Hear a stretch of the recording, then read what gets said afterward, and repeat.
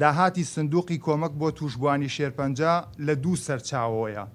سەرچاوەی یەکەمیان حکوومەتە لە بودجەی گشتی و داهاتی ناوخۆ بە پێی یاسای ژمارە 12 ساڵی 2011 لەلایەن پەرلەمانی کوردستان دەرکراوە بڕێک پارەی تێدەکات و دووەمیشیان داهاتی ئەو پارەیە کە سندوقی شوێنە گشتیەکان و چالاکیە خێرخوازیەکان و خەڵکانی خێرخوا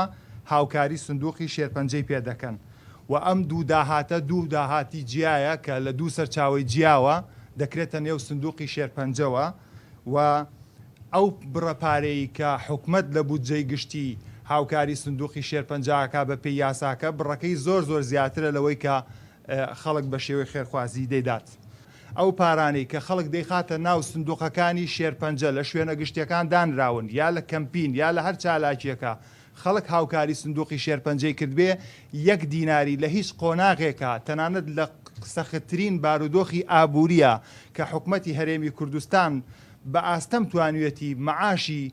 موچەی پێشمەرگە لە بەرەکانی جەنگدابین بکە حکومەتی هەرێمی کوردستان دەستی بۆ 1 دیناری کاری خێرخوازی سندوقی شێرپەنجە نەبردووە و هەر ئەوەش بووە کە توانراوە بە هاوکاری حکومەت بە هاوکاری وەزارەتی دارایی لە قەیرانی داراییشە لە گەرمەی قەیرانی داراییە نەخۆشخانە شێرپەنجەیەکان لە هەرێمی کوردستاندا بەردەوام دەرگاکانیان کراوە بێ توانیوانە